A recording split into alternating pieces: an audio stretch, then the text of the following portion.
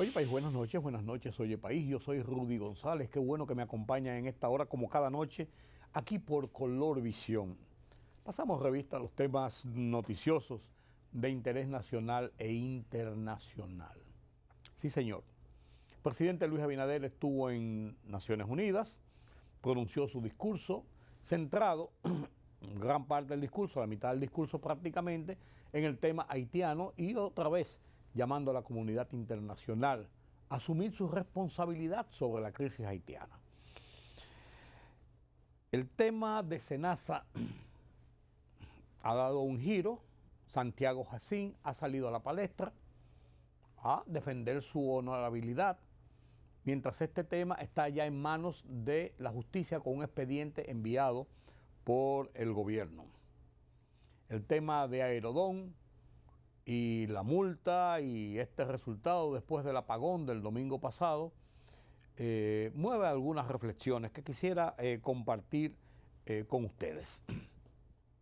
Un tiroteo en Dallas a unas instalaciones del ICE, que es la Fuerza de Inmigración y Aduanas, encargada de la persecución de los indocumentados, 2 muertos, un herido y el disparante, el disparador, el tiroteador, muerto, según las autoridades inicialmente, de un disparo.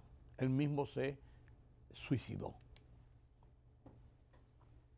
Mi columna de esta semana hablo sobre el derrocamiento de Juan Bosch, 62 años, y qué enseñanza nos deja.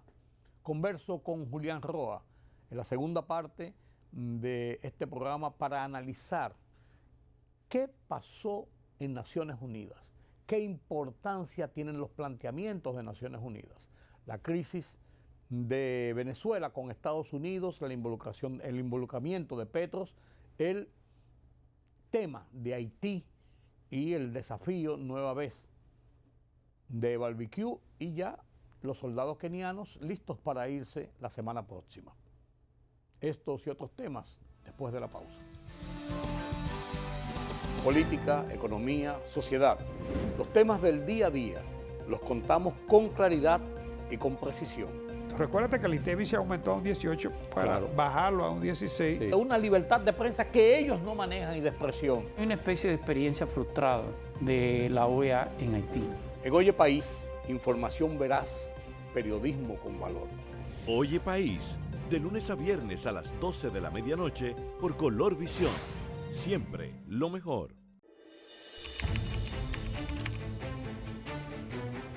Periodismo de investigación, columnas, opinión, análisis, reportajes de fondo. Hora por hora, una completa plataforma multimedia. Periodismo con valor. Noticias horaporhora.com.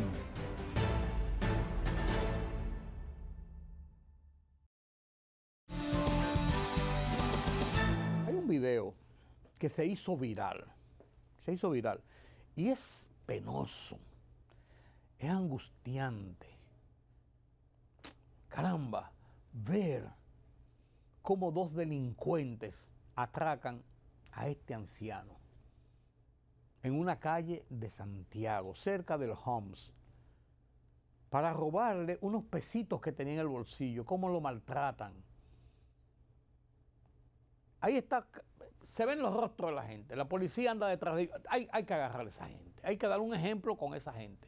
Hay que agarrarlo, ponerle las esposas, meterlo en un tribunal y cantarle los años que hayan que cantarle, por abusadores.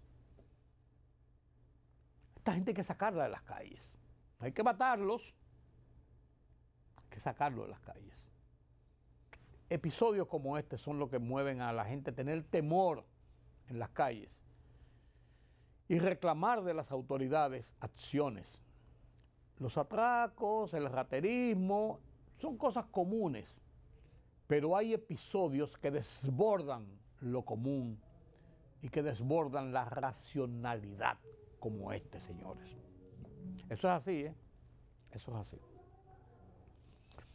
El presidente Luis Abinader estuvo en Naciones Unidas. Fue lunes, regresó miércoles pronunció su discurso en que hizo un planteamiento sobre Naciones Unidas. Yo me quedé con una duda. Me quedé con una duda de este planteamiento. Fue que él dijo en una parte que hay elecciones para la Secretaría General de Naciones Unidas el año próximo y que ojalá que fuera una mujer quien se escogiera. ¿Tendrá República Dominicana en mente una candidata? No que sea dominicana necesariamente, una candidata y apoyar a una candidata. ¿Hay ya aprestos de alguna candidata trascendente con posibilidades de ser la próxima secretaria general de Naciones Unidas? No sé. Pero me dejó eso, lo dijo así solamente de pasada en su discurso de 12 minutos en Naciones Unidas, donde la mayor parte del tiempo, 6 minutos y tanto, lo dedicó a analizar el tema de Haití. Yo le voy a poner en un ratito el tema el planteamiento de Luis Abinader. Mientras tanto, Santiago Jacín, quien fuera el director administrativo de SENASA, Servicio Nacional de Salud, durante 5 años, desde que inició el gobierno de Luis Abinader en el 2020, y fue sustituido del cargo hace un mes, en medio de denuncias y de un escándalo de deficiencias económicas, después traducido a corrupción, incluso con un expediente depositado por autoridades, entre ellos el nuevo director de SENASA y el presidente del Consejo de la CISARRIL, la Superintendencia de Seguridad Social. O sea, el gobierno deposita ante la justicia un expediente para pedir una investigación y formular cargos por razones de corrupción. No se ha dicho contra quién, pero contra razones de corrupción. Con la salida del doctor Jacín, se ha volcado toda una suerte de acusaciones, de dimes y diretes, de endilgar culpas, y el doctor Jacín había guardado silencio, pero a mediados de esta semana, aprovechando el feriado de las Mercedes, salió a la palestra, en compañía de su abogado, nada más y nada menos que de Miguel Valerio, uno de los más reputados abogados del país. Y dijo esto Santiago Jacín. Hoy quiero reiterarle al país que durante los años de mi gestión en SENASA, condujimos esta institución con honradez y transparencia. Y queremos recordarles que fuimos nosotros que fuimos al Ministerio Público a mandar a hacer una investigación sobre un fraude que habíamos detectado en la institución. En noviembre del 2024, a través de la Consultoría Jurídica de SENASA, depositamos en el Ministerio Público la prueba del fraude millonario que se estaba haciendo en SENASA a través del sistema de autorización médica en nuestra institución. Sé muy bien que para el servidor público se le puede cuestionar cualquier cosa. Mi honestidad no está en juego. La transparencia de SENASA, mucho menos. Lo que sí queremos decirle a cualquier entidad que cada vez que requieran de mi presencia para aclarar, discutir, hablar sobre lo que ha pasado en SENASA y sobre la honestidad con que tratamos la institución, estaremos dispuestos a presentarnos una y otra vez hasta que esto se aclare y podamos demostrar que fueron unos años de transparencia y honestidad en SENASA. El tema de SENASA va a dar mucho que hablar todavía. Vamos a ver en qué consiste el expediente que se haga, quiénes podían ser inculpados, quiénes podían ser investigados y a dónde se llega con esto. Esto habrá que verlo. Otro tema fue el informe de la comisión que estudió el tema del apagón del domingo en el Aila. Y este informe estableció dos decisiones, anuncia dos decisiones. Una imposición de una multa de $5 millones a Aerodón por lo que pasó y que sean resarcidos, además de eso, los pasajeros y las aerolíneas que sufrieron perjuicios por este apagón de 9 horas en el AILA el domingo pasado. Yo leí el informe, ahí está el informe, y ven unos subrayados que tiene. Y yo me he hecho algunas preguntas con las que me quedo en el aire. Y mucha gente ya he oído desde el día de ayer que salió el informe que también han planteado temas similares. Uno de ellos, ¿de dónde salen los $5 millones en la multa? Una multa de 5 millones al Estado Dominicano para pagar. ¿De dónde sale esa cifra? ¿Qué significa? Que el gobierno perdió $5 millones, el Estado, por esto. ¿Cuáles fueron las pérdidas del gobierno que deben ser resarcidas? Si la multa tiene una idea de que se perdió tanto en venta de gasolina, en que tuvieron que alimentar a la gente que estaba ahí, en traer más unidades policiales para que custodiaran, lo que tú quieras. Y entonces eso se mueve a que debe ser pagado el duplo, el triplo, 10 veces más, qué sé yo. Pero ¿de dónde salen los $5 millones? ¿Qué significan esto? ¿O es al azar? Vamos a multarlo con $5 millones, pudieron ser 3, pudieron ser 10. Pienso yo, no se ha hecho una explicación sobre esto, primero. Segundo, la comisión se reunió con la gente, incluso con la gente de Aerodón, se reunió la comisión el martes y ya el miércoles se evacuó una decisión, una resolución que me tienen que explicar cómo dice una de las partes. El informe de la Comisión Investigadora Interinstitucional determinó de manera preliminar. Si es de manera preliminar, ¿cómo ya usted impone una sanción? O sea, indica que no hay una definición de qué pasó. Y se imponen sanciones directas. 1. 2. La empresa Aerodón debe remitir a la Comisión Aeroportuaria en un plazo de 48 horas, después del informe, los planos y el informe oficial de lo acontecido. Si no se tienen los planos de qué pasó en el sistema eléctrico, ni tiene un informe de Aerodón de qué fue lo acontecido, cómo se estableció la responsabilidad y una multa y una sanción. Aerodón no ha dicho que no tiene responsabilidad. Yo no estoy defendiendo a Aerodón, pero estoy hablando por la lógica.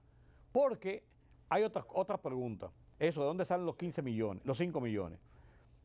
¿Quién va a determinar los daños causados a los pasajeros y a las aerolíneas?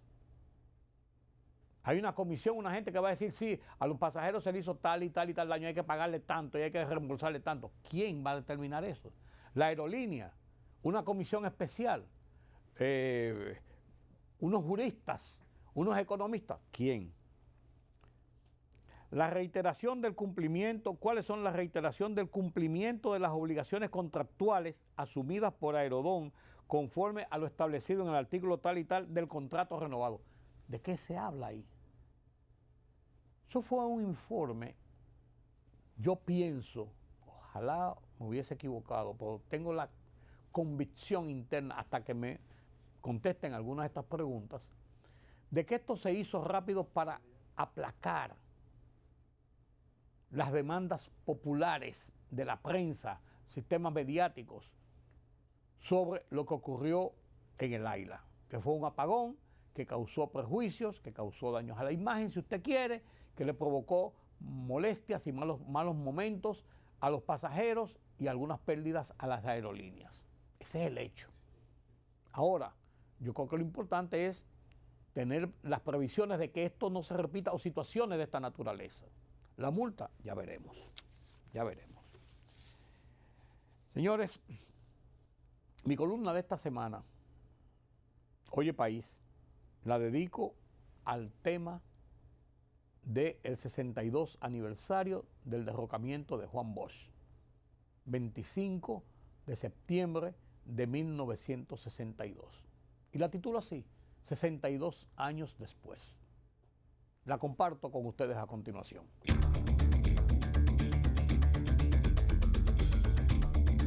El golpe de Estado que derrocó a Juan Bosch constituyó uno de los episodios que, ocurridos en la primera mitad de los 60, marcaron el camino del proceso democrático que vivimos los dominicanos en los últimos 59 años.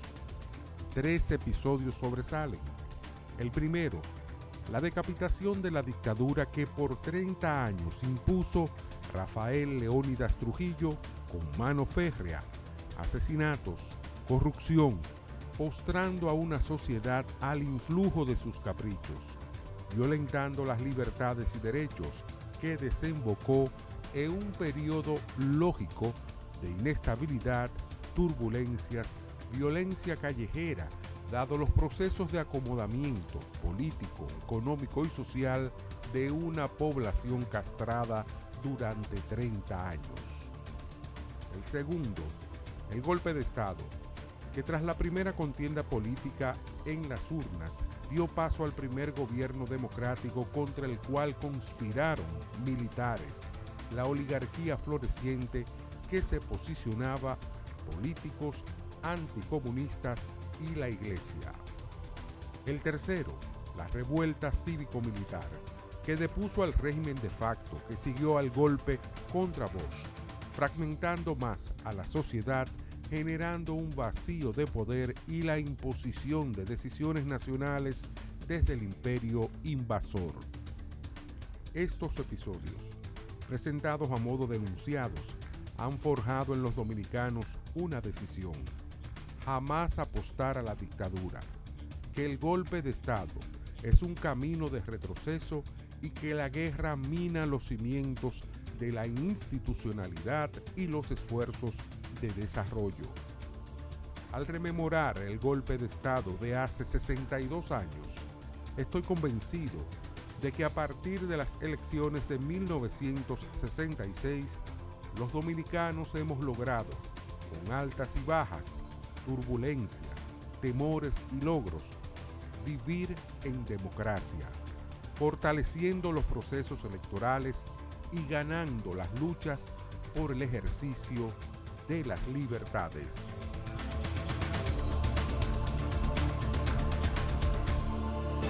La libertad solo reside en los estados en los que el pueblo tiene el poder absoluto. Por el respeto a los valores democráticos y la dignidad del pueblo dominicano, El Rumbo de la Tarde, plural, objetivo, comprometido siempre con la verdad. Con Georgie Rodríguez, Rudy González y Ramón Colombo. Los poderosos ya están en el aire.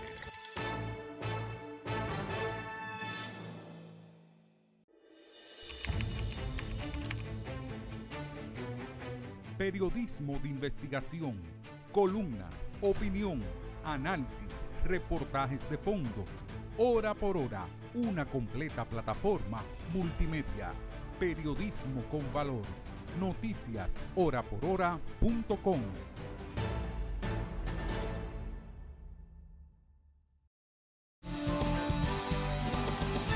El presidente Luis Abinader habló ante Naciones Unidas y planteó el tema de Haití. 12 minutos de alocución, planteó otros temas generales, pero la mayor parte del tiempo lo dedicó a la crisis haitiana. Este fue el pronunciamiento del presidente Luis Abinader.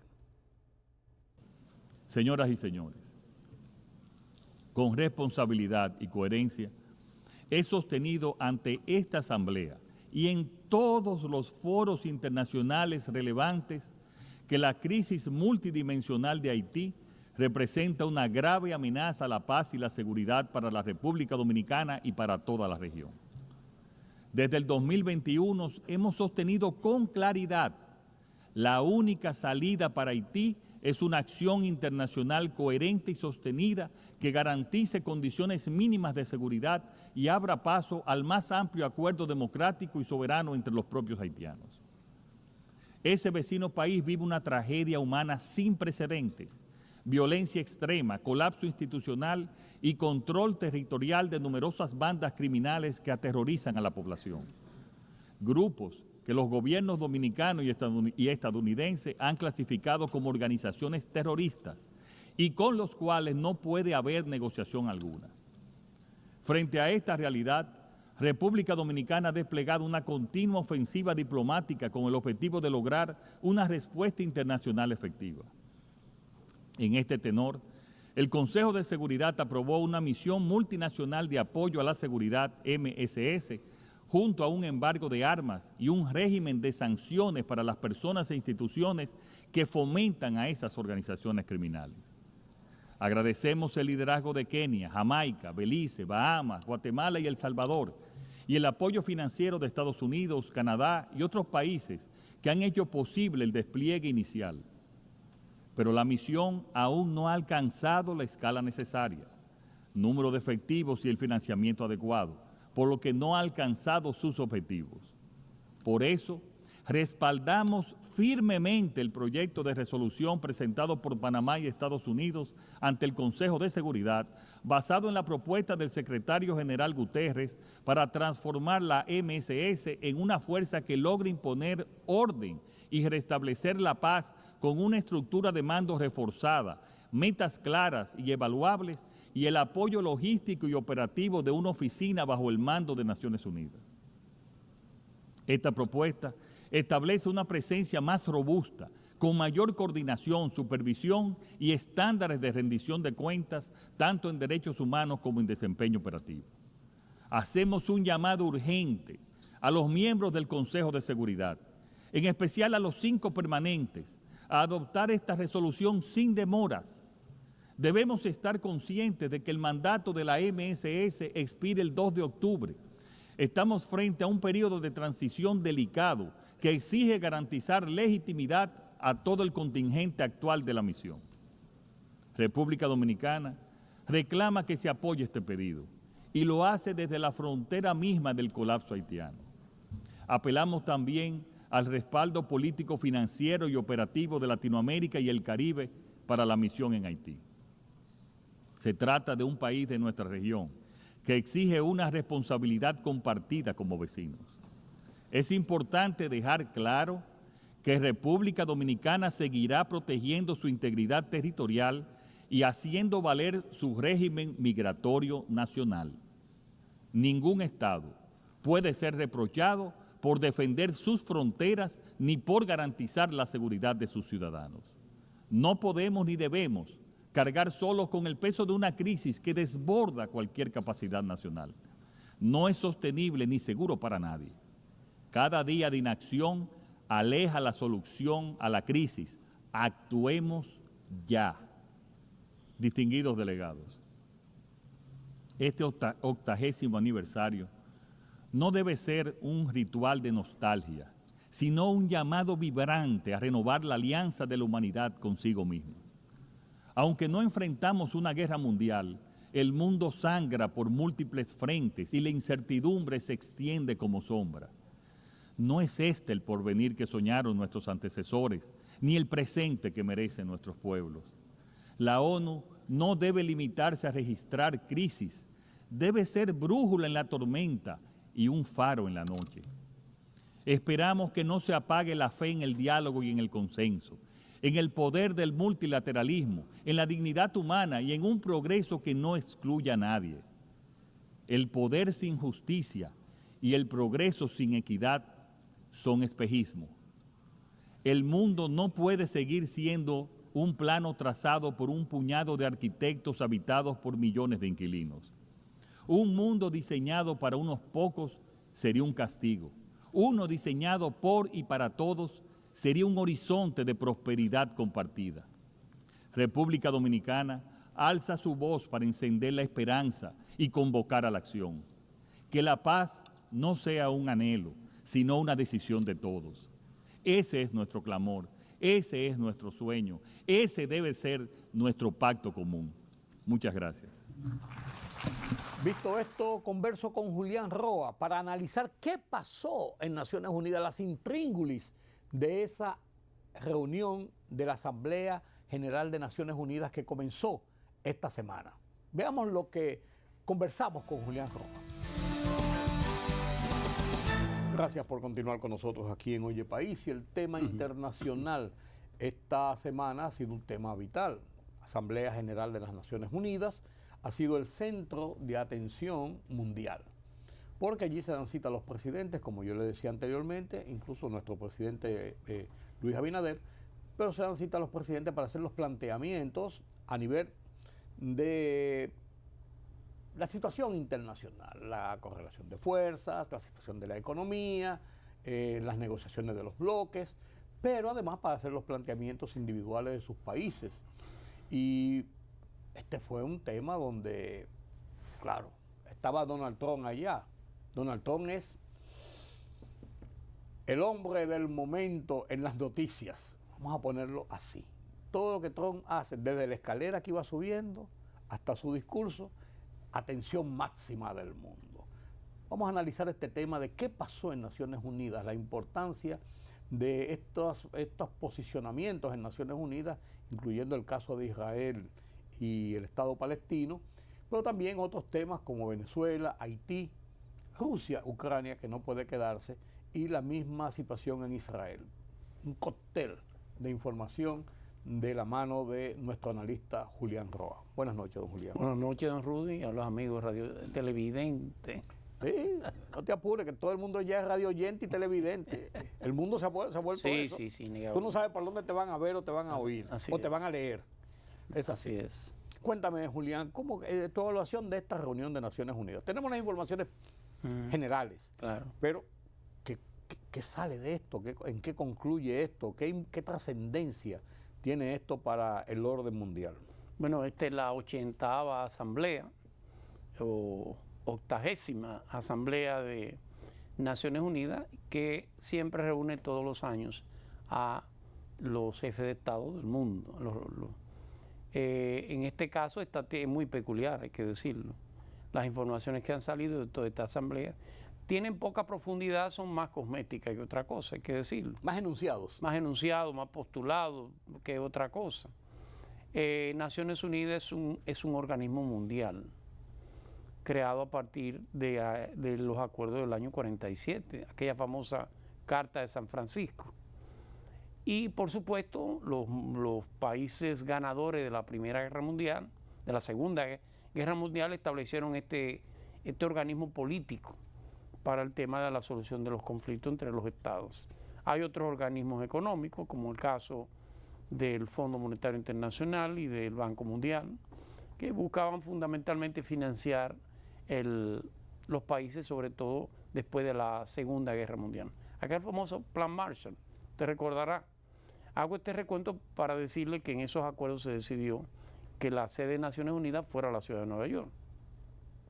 Como se decidió igual, que es casi siempre la sede de los países, la parte económica casi siempre, aunque está en los Estados Unidos, pero siempre tiene un representante europeo, hay que decirlo.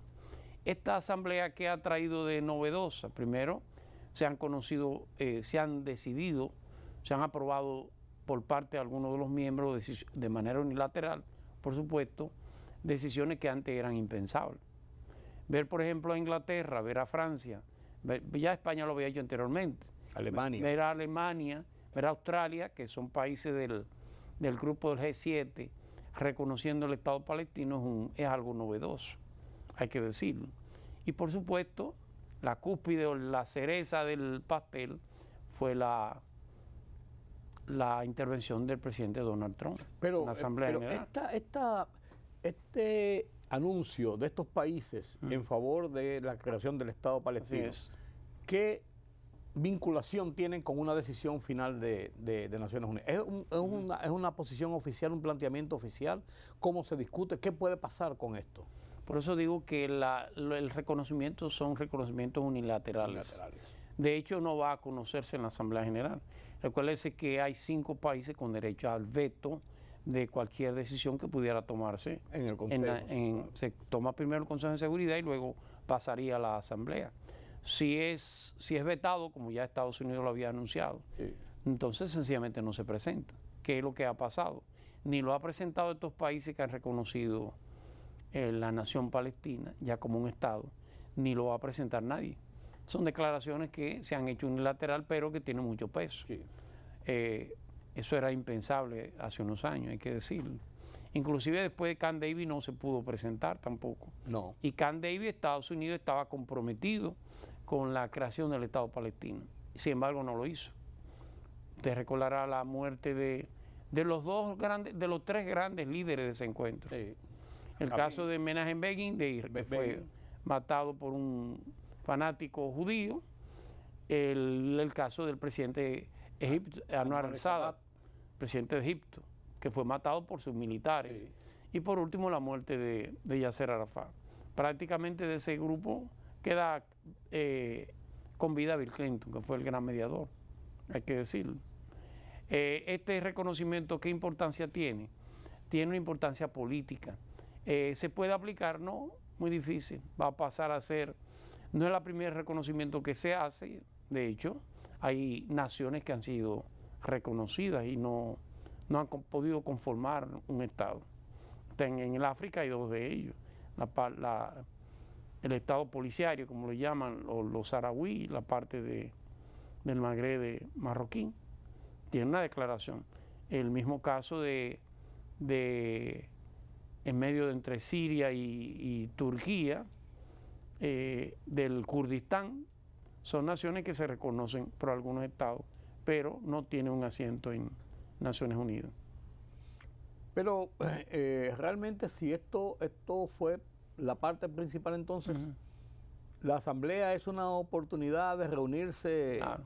como tú dices, cosméticamente. Sí, totalmente. Sí. Claro, tiene varias señales que hay que leer. La no presencia de Xi Jinping, presidente chino, Sí.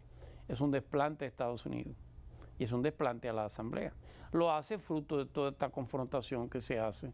El tema arancelario entre Estados Unidos y China. La posición china y norteamericana no está en su mejor momento.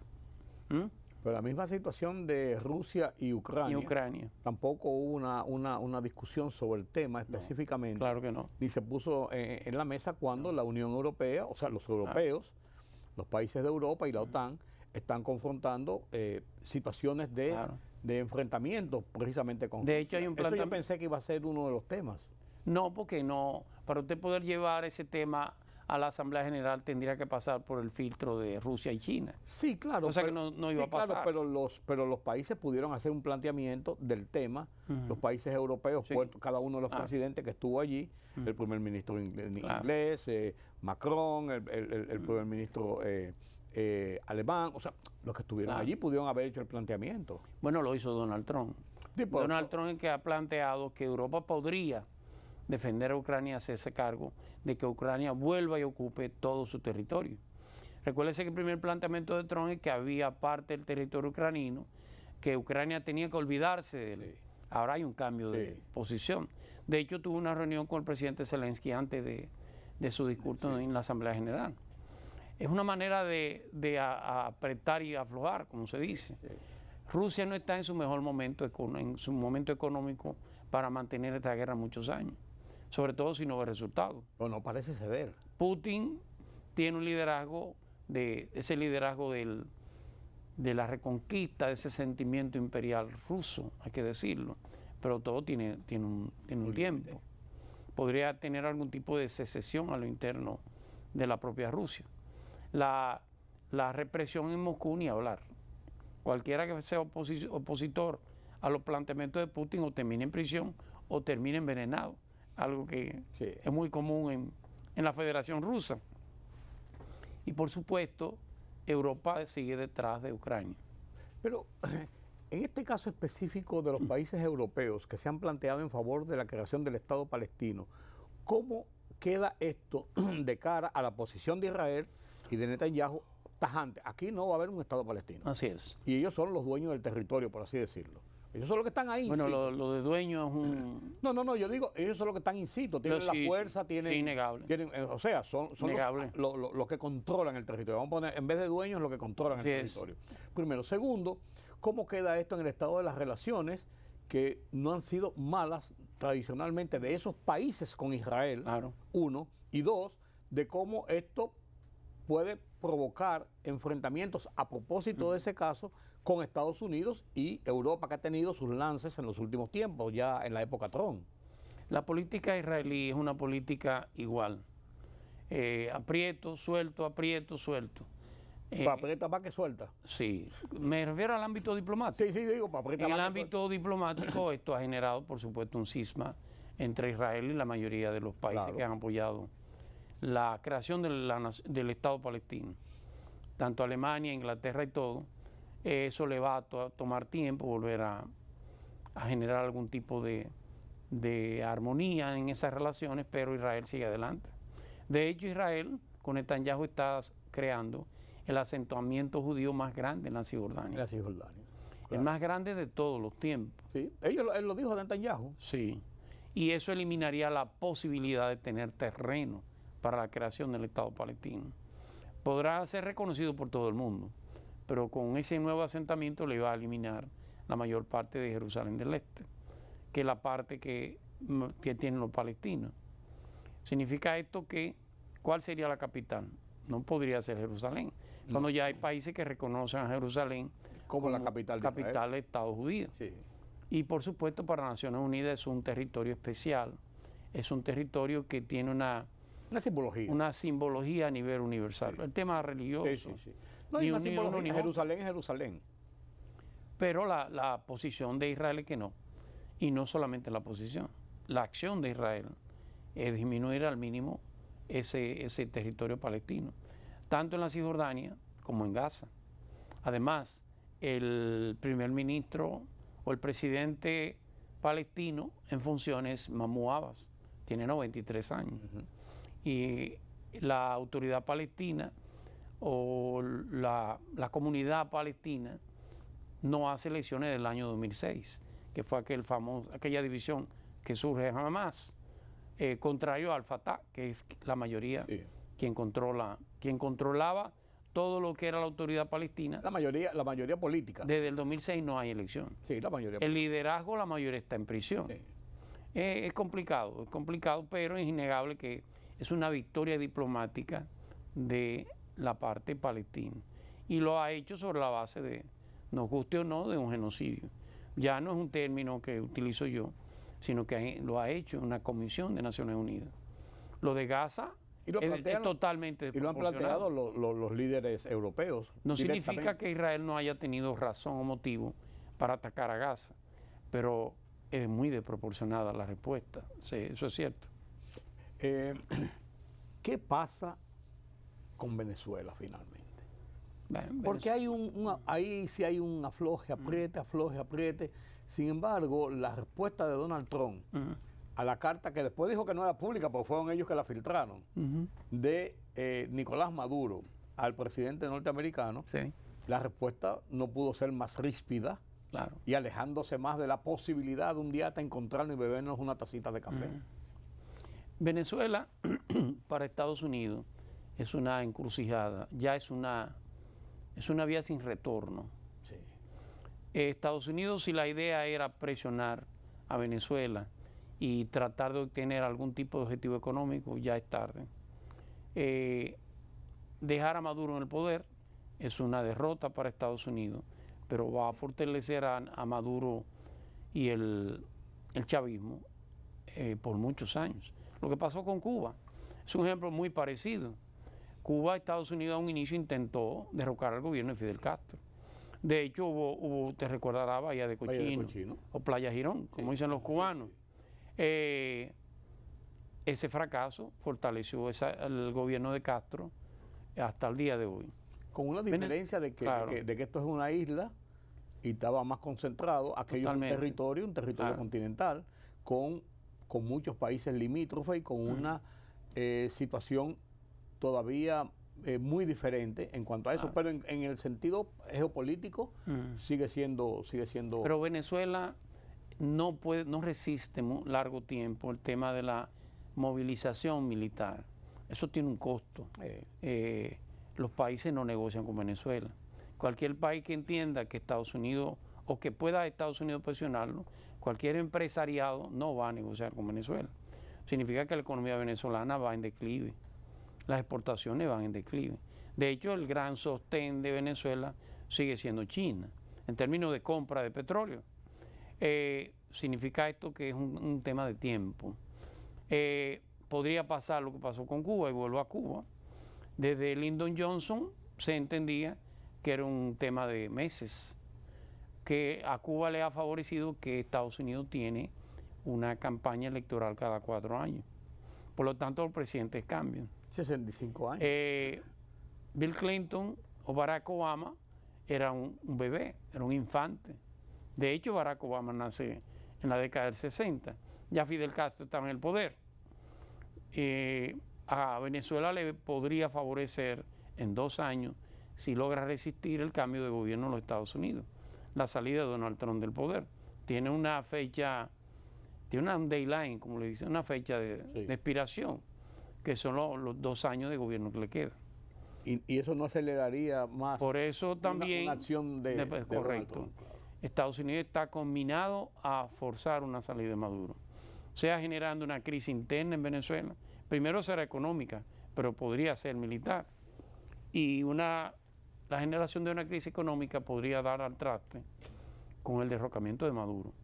Y la extradición de Maduro, por la vía cualquiera que pueda ser, hacia territorio norteamericano. Eso es más complicado. Sí, mucho más. Yo no percibo una invasión frontal con Venezuela. No. Pudiera haber una incursión, de hecho. Eso uniría más Maduro las fuerzas en mostró favor una especie de búnker, no sé qué búnker pudiera ser Venezuela, que no fuera capaz de Estados Unidos destruirlo. Sí, pero eso unificaría más fuerzas en favor de Maduro, una acción militar. Sí, innegablemente, si fuera frontal. Sí, claro, directa. Si hay una especie de extracción, una especie de cirugía quirúrgica que pudiera... todos los escenarios están todas las posibles estrategias están en el tintero. Habría que ver cuál se usa. Pero Trump tiene un tiempo para eso, como lo tiene Venezuela. ¿Y qué papel juega aquí Petro, que fue en una forma muy agresiva en ese discurso de Naciones Unidas y en esas posiciones, en cuanto incluso sus últimas acciones en favor de decir, también nosotros estamos aquí como país limítrofe con Venezuela y con una idea de izquierda como la que presenta Petro? Petro es un dirigente de izquierda, recuerden. Miembro de la izquierda colombiana, tuvo que ver en aquel ataque al Parlamento, cuando al Congreso, a la Suprema Corte colombiano. Sí. Es un dirigente de izquierda. Y en cierto modo entiende él que si se reelige pudiera generar una especie de liderazgo regional. Y si Venezuela sobrevive. Es un tema de visión política. Estados Unidos le ha declarado prácticamente unas relaciones muy inhóspitas y muy difíciles. Muy difícil con Petro. Petro no le queda más camino que ese que ha tomado. Bueno. Habría que ver. Haití. Ese sí es un tema serio. No es un tema no es un tema de agenda de los Estados Unidos, por desgracia. No está en su agenda. Por desgracia nuestra. Para desgracia nuestra. No está en su agenda. De hecho, el secretario Rubio, Marco Rubio, trató todos los temas sobre Venezuela, menos el de Haití, que queda más cercano que Venezuela. En la agenda de los Estados Unidos en el hemisferio es Venezuela y no Haití. Haití es un tema que no gravita. Dependerá de Naciones Unidas el tipo de incursión que haga. Sin embargo, le puso un valladar el mismo Rubio y el mismo Donald Trump diciendo que hay 2 países que pueden vetar cualquier decisión de Naciones Unidas oficialmente. Lo que está diciendo que no la va a presentar. Que no la va a presentar. Eso es innegable. Además de que lo vetarían realmente. Lo vetarían. Sí. Una incursión de Estados Unidos en Haití no va a contar con la aprobación de Naciones Unidas. ¿Por qué Rusia y China vetarían una acción de Naciones Unidas sobre Haití cuando Haití es una realidad de lo que está pasando? ¿Por qué razón? ¿Por hacerle la contra a Estados Unidos? ¿Porque Estados Unidos se convertiría en un papel hegemónico en el Caribe? ¿Qué sé yo? ¿Por qué razón? Bueno, lo que usted habla del o lo que se dice en derecho, el qui pro quo. Te doy algo, pero tú me das algo a cambio. Recuérdese el 11 de septiembre, los ataques del 11 de septiembre, para poder atacar a Irak, primero a Afganistán. Estados Unidos necesitó una resolución de Naciones Unidas. ¿Cómo evitó que China no bloqueara la aprobación en Naciones Unidas? Fácil. China había solicitado por más de 10 años su entrada a la OMC. Estados Unidos lo vetó siempre. Bueno, pues Hubo una nueva solicitud de China de entrar a la OMC. Sí, ellos hicieron de la vista gorda. Exactamente. Perfectamente Estados Unidos pudo obtener de Naciones Unidas la... Aquella negociación de los misiles de Cuba por lo de Turquía. Por lo de Turquía. Es un tema, no digo que vaya a ser vetado por China, pero tiene que haber algo a cambio. Sí. La política internacional no es un tema de... ¿Y Rusia por hacer la contra Trump? Igual. ¿Qué negociaría Ucrania. Alguna flexibilización en ¿Y Ucrania. China qué negociaría? China podría negociar. Venezuela, muchísimas otras cosas. Habría que ver. Una incursión en Haití, fíjese que vinieron los kenianos. ¿Cuántos eran? 600 y pico. Sí, y se van ahora. Habían 12 de las Antillas. ¿Por qué se van? Porque no hay financiamiento. Sí. Si no hay recursos, ¿cómo usted mete? Va a meter... No hacían nada ahí, por así decirlo. No. El tema de Haití es una gran amenaza para la República Dominicana, innegablemente. Y parece que están envalentonándose más las bandas con esta declaración de barbecue pública de que después del ataque de los drones que mataron los niños cuando se celebraba su cumpleaños, que ellos se van a vengar. Se van a vengar de que hay que vengarse de ti. Pero Barbecue es un payaso del circo. Sí, pero hay que resolver es al dueño del circo. Pero con armas.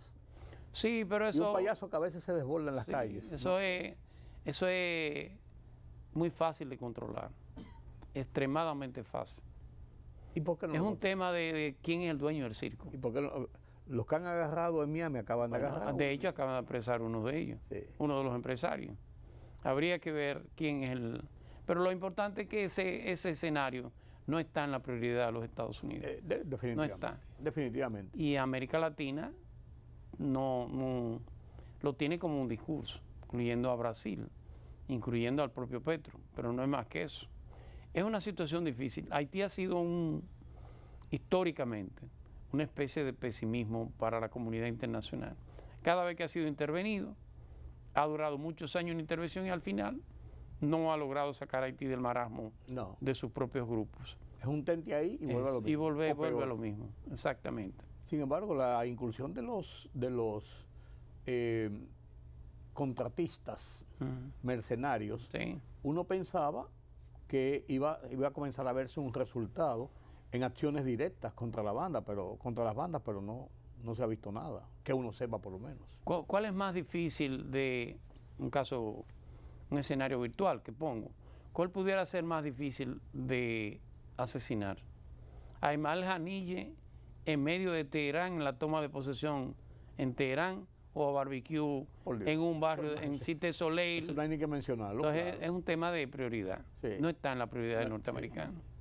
No está. No, y si lo vamos a ver... Pero tampoco está en la prioridad de sus oponentes. China intentó invertir en Haití y salió. Dijo, no se puede. China. Lo intentó hacer Venezuela. Tampoco lo hizo. Es complicado. Muy complicado. Porque Haití no ha logrado consolidar una identidad nacional. No lo ha hecho. Haití tiene problemas de separaciones internas históricas. En Haití hay que ganar como negro. ¿Para qué gobernar como mulato? Como mulato. Parece extraño. Sí, pues así. Sí. Es así. En Haití el tema de la discriminación. Jovenel Moïse no era mulato y murió como negro. Murió, exactamente. Para seguir tú. De hecho, cuando llega un presidente negro, si es soltero, termina casándose con una mulata. Por si acaso. Porque en Haití los clanes se han consolidado históricamente. El comercio tiene dueños. Entonces, ¿tú crees que la insistencia de República Dominicana en la voz precisamente de nuestro presidente Luis Abinader fue arar en el desierto una vez más? ¿O fue mantener el ritmo de lo que él ha mantenido? Bueno, el discurso es coherente y es correcto. Porque de la única forma que usted puede mantener la política dominicana hacia Haití es reclamándolo exteriormente. Hay que decirlo. De hecho, el primero que planteó la idea de que Haití, la solución de Haití no era solo la República Dominicana, fue Hipólito Mejía en el año 2000, hace 24 años. Y de ahí para acá la situación haitiana se ha ido deteriorando. Cada vez más. Cada vez más. Sí. Y por supuesto, la gran amenaza no, porque es algo concreto. La gran víctima de esa crisis haitiana en la sociedad dominicana. Claro, que ya nos cuesta mucho dinero, Claro. muchas tensiones. Totalmente. Y una situación Sí. muy seria. Sí. Hasta ahora habíamos recibido beneficios con una mano de obra muy barata, un mercado laboral casi inagotable, pero ya comenzamos a sentir los estragos de esa mano de obra Así es. y de esa población migrante. Así es. ¿Dónde sus hijos, dónde van a parir sus mujeres? ¿Dónde viven los trabajadores? En este caso, la República Dominicana. Aunque íbamos a terminar con Haití, una acotación suya. Rusia-Ucrania. Putin está como en aumentar sus acciones. Estados Unidos ahora se ve como ayudando más a Ucrania. Sí, ¿Esto va para largo entonces? sí, innegablemente. Es una guerra de desgaste. No termina. Esa guerra no termina. Y va a terminar con una víctima. Putin. Podrá terminar con una negociación, pero termina con una víctima. Cuando termine Ucrania, se va Putin para su casa. Sí. En las mismas negociaciones termina ese liderazgo mesiánico de Putin. Él no puede terminarlo. O sea, sería entonces el gran perdedor. Es igual que Netanyahu. Sí, sí, Terminado el conflicto en Gaza, Sí. Netanyahu termina o en la cárcel o siendo juzgado. sí. Es un tema de mantenerse en el poder para evitar lo que viene en el futuro. Bueno. Gracias, don Julián. Gracias a ustedes por acompañarnos en este conversatorio que nos pone muy en el contexto de lo que está pasando en el mundo, incluso a propósito de esta reunión del Consejo de la Asamblea General de Naciones Unidas. Gracias por su compañía de nuevo. Yo soy Rudy González. Mañana nos vemos nueva vez aquí en Color Visión. Hasta entonces.